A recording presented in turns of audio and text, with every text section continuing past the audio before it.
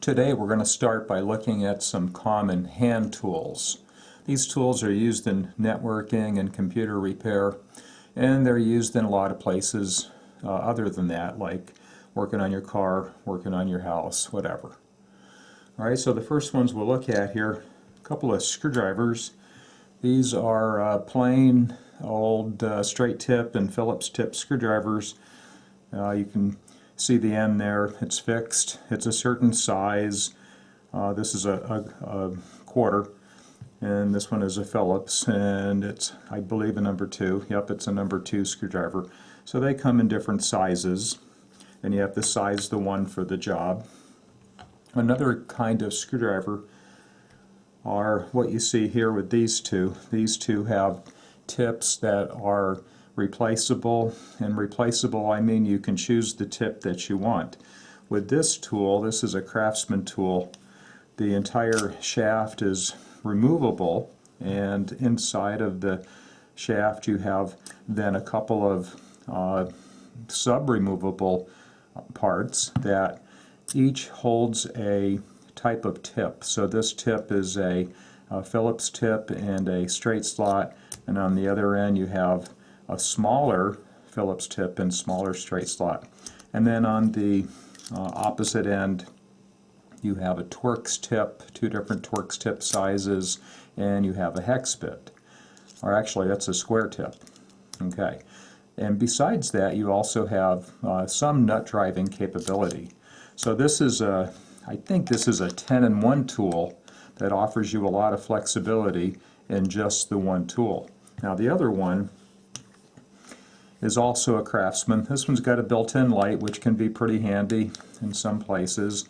The shaft isn't removable, but the tip can be replaced, and it comes with a very basic set, some Torx tips and some hex heads and some bigger and smaller Phillips tips. Perhaps you can see them there. And you can, along with that, pick up a kit of security bits. Now, this kit offers a lot of different types. You can see the star tip with the center, allowing for a center post on the screw, and a lot of them have that feature.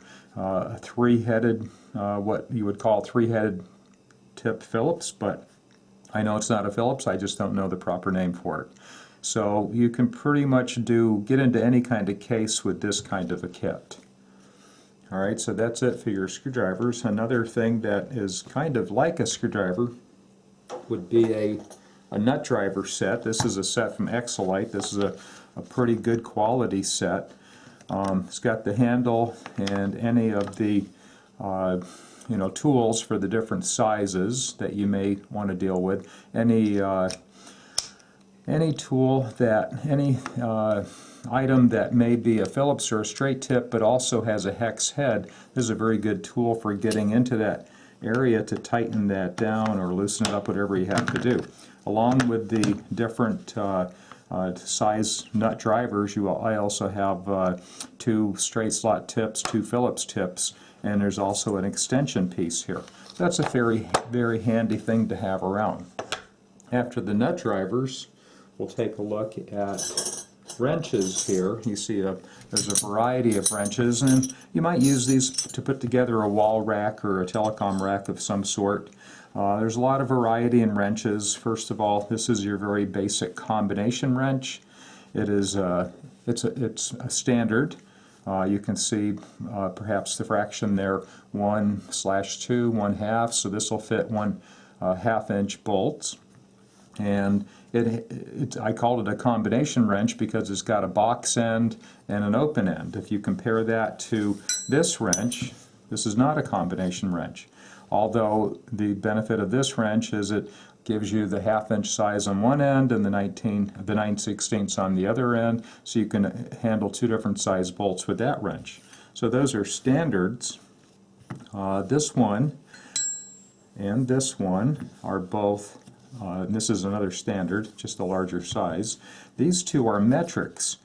Now the metric system goes by, those wrenches and that set go by numbers and not fractions.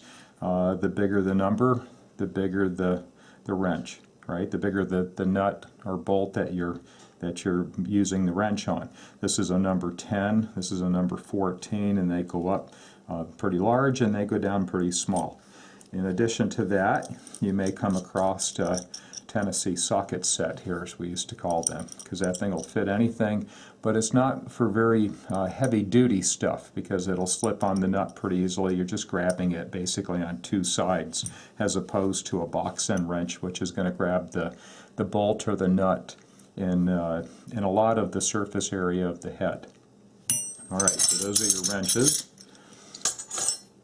After your wrenches, a common socket set, right, could be used for helping you to put things together. You've got a ratchet, you've got some basic sockets. These are shallow sockets. This set doesn't have any deep sockets, but you could find yourself needing those.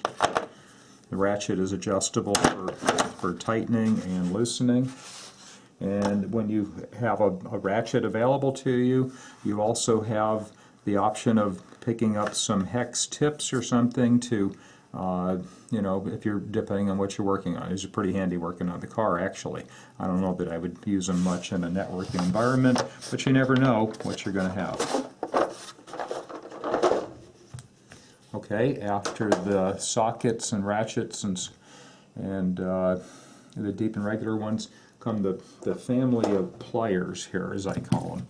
Pliers are pretty handy. They come with a lot of different varieties. Your very basic set of pliers for grabbing onto something, pulling it, or you know, whatever the case could be, twisting something.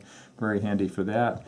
And then I've got a smaller set of common, you know, electronics or computer networking type working on tools, right? Smaller size tools.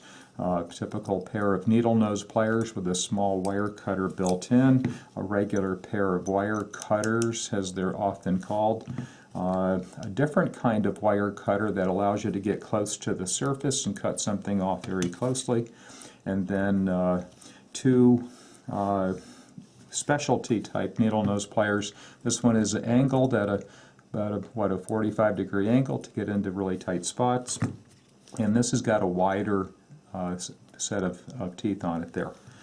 Okay, so those are all your pliers.